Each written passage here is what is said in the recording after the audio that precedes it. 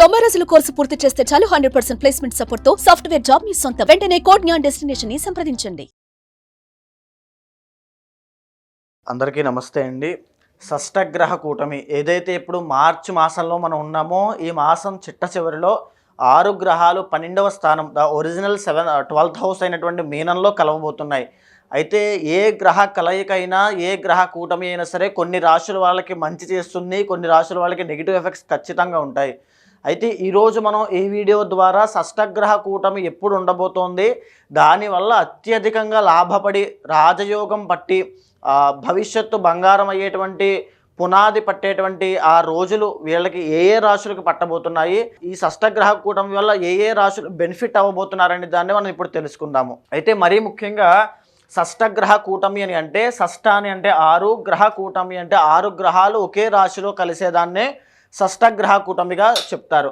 అయితే మార్చి 28వ తారీఖు దగ్గర నుంచి 30వ తారీఖు దాకా ఈ యొక్క షష్టగ్రహ కూటమి అనేటువంటిది ఉండబోతోంది. ఉదాహరణకి ఇది ఇప్పుడు నడిచేటువంటి కాలచక్రము, ఇప్పుడు గ్రహ సంచారము ఏ విధంగా ఉంది. వృషభ స్థానంలో గురుగ్రహ సంచారము, మిథునంలో కుజుడు, కన్యలో కేతుగ్రహ సంచారము, కుంభంలో రవి శనుల కంజంక్షన్ ఇప్పుడు నడుస్తోంది, మీనంలో బుధ శుక్ర రాహు చంద్రులు ఇప్పుడు నడుస్తూ ఉన్నారు. అయితే ఈ మాసము మార్చి 15వ తారీఖు తర్వాత ఇక్కడ ఉన్నటువంటి రవిగ్రహం ఇక్కడికి ట్రాన్సిట్ అవ్వబోతోంది. సంచారము అంటే బుధ శుక్ర రాహు చంద్రులతో పాటు రవి కూడా మీనంలోకి ఎంటర్ అయ్యి 5 గ్రహాలు అప్పటికి కలవబోతున్నాయి.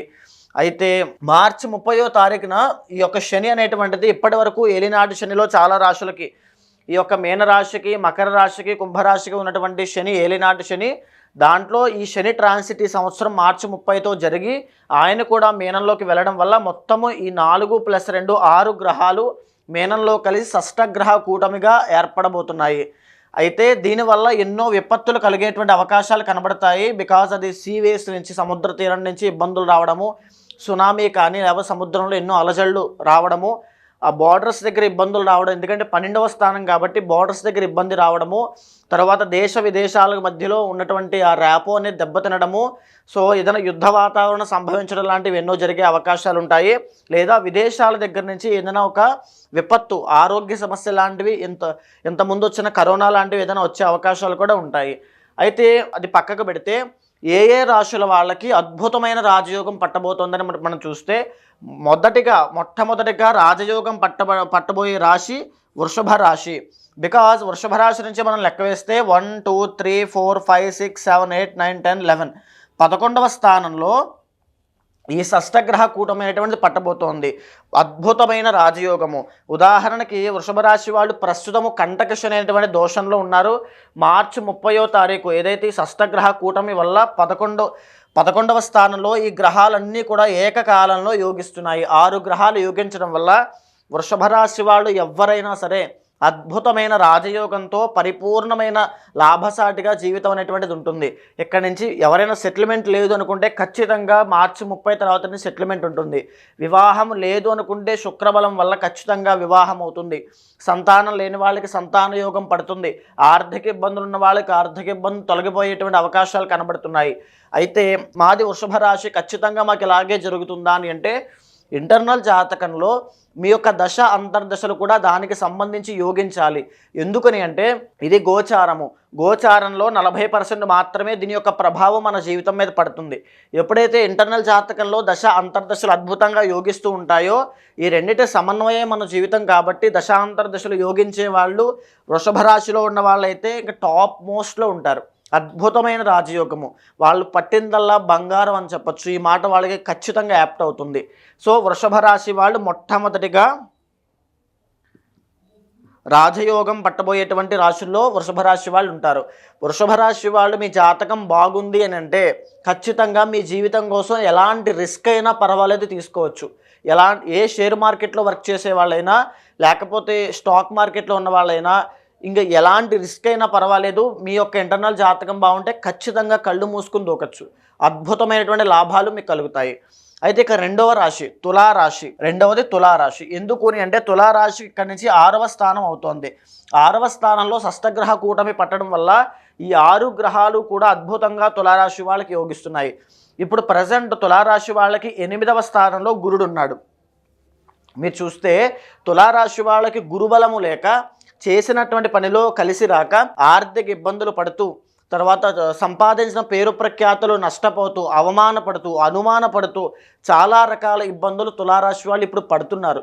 కానీ అలాంటి ఇబ్బందుల నుంచి ఒక్కసారిగా సడన్ చేంజ్ అనేది రావడం మీకు జరుగుతుంది. తులారాశి వాళ్ళకి 6 గ్రహాలు అద్భుతంగా యోగిస్తున్నాయి. ఎవరైనా విదేశీ యోగం కోసం ప్రయత్నం చేస్తున్న వాళ్ళకి శుభవార్త కలుగుతుంది. విదేశాల్లో ఉంటూ ఉద్యోగం లేనటువంటి తులారాశి వాళ్ళకి ఖచ్చితంగా శుభవార్తలు వినేటువంటి అవకాశం కనబడుతోంది. 6వ స్థానంలో శుక్రుడు యోగిస్తున్నాడు కాబట్టి వివాహ సంబంధించిన విషయాల్లో ఎస్పెషల్లీ లవ్ మ్యారేజ్లో కూడా విజయం పొందే అవకాశం కనబడుతోంది. తర్వాత ఎవరైనా సరే పదవీ యోగం కోసం ప్రయత్నం చేస్తున్నట్లయితే పాలిటిక్స్లో ఉన్నవాళ్ళు, వాళ్ళకి కూడా అద్భుతమైనటువంటి యోగం పట్టబోతోంది. నూతన ఉద్యోగ ప్రాప్తి, పదవీ ప్రాప్తి, ధన ప్రాప్తి, ఆకస్మిక ధన ప్రాప్తి, నూతన వస్త్ర వాహన వస్తు ప్రాప్తులు కనబడుతున్నాయి. సో తులారాశి వాళ్ళకి అద్భుతమైనటువంటి రాజయోగం అని చెప్పచ్చు. రెండవది, సో వీళ్ళు కూడా ఇంటర్నల్ జాతకంలో దశాంతర్దశలు యోగిస్తున్నట్లయితే ఈ రాజయోగం ఇంకా రెట్టింపు అవడానికి అవకాశం ఎక్కువ శాతం ఉంటుంది. ఇక మూడవది మకర రాశి. ఎందుకని అంటే మకర రాశి నుంచి 3వ స్థానంలో ఈ యొక్క షష్టగ్రహ కూటమి అనేటువంటిది పడుతోంది. సో దీనివల్ల వృషభ రాశి, తులారాశి తర్వాత మకర రాశి వాళ్ళు ఎక్కువగా బెనిఫిట్ అవుతారు. మనకు ఆల్రెడీ ఒక విషయం తెలిసే ఉంటుంది, ఏలినాటి శని వెళ్ళిపోతుంది కాబట్టి మకర రాశికి మార్చి 30 తర్వాత నుంచి ఏలినాటి శని వదిలేస్తోంది, వెళ్ళిపోతోంది. వెళ్తూ ఖచ్చితంగా 30 లోపు బిలో ఏజ్ ఉన్న వాళ్ళకి ఒక శుభకార్యము, ఐదర్ సెటిల్మెంట్ కానీ, ఉద్యోగము కానీ, లేకపోతే వివాహము కానీ, సంతానం కానీ లాంటి ఏదైనా ఒక శుభకార్యము కానీ, శుభం కానీ ఇచ్చేసి వెళ్తాడు శని భగవానుడు.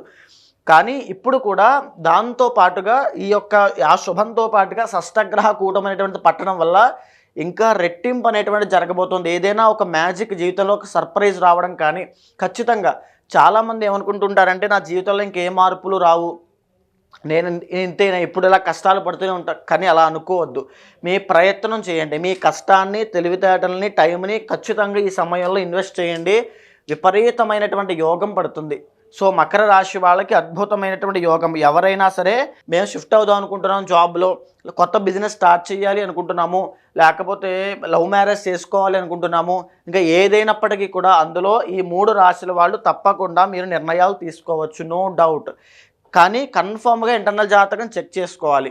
ఇంటర్నల్ జాతకంలో ఏ భయంకరమైనటువంటి శని దోషము, రాహు కేతు దోషాలు లాంటివి ఏమైనా ఉంటే ఇలాంటి ఎన్ని కూటములు, ఎన్ని యోగాలు పట్టినా ఉపయోగం ఉండదు, నిరుపయోగం ఉండదు.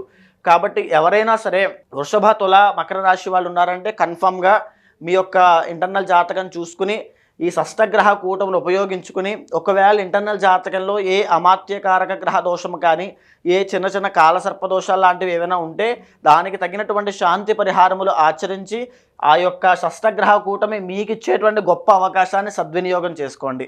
సుమన్ టీవీలో మీ పర్సనల్ అండ్ బిజినెస్ ప్రమోషన్స్ కోసం కింది నెంబర్కి కాంటాక్ట్ చేయండి.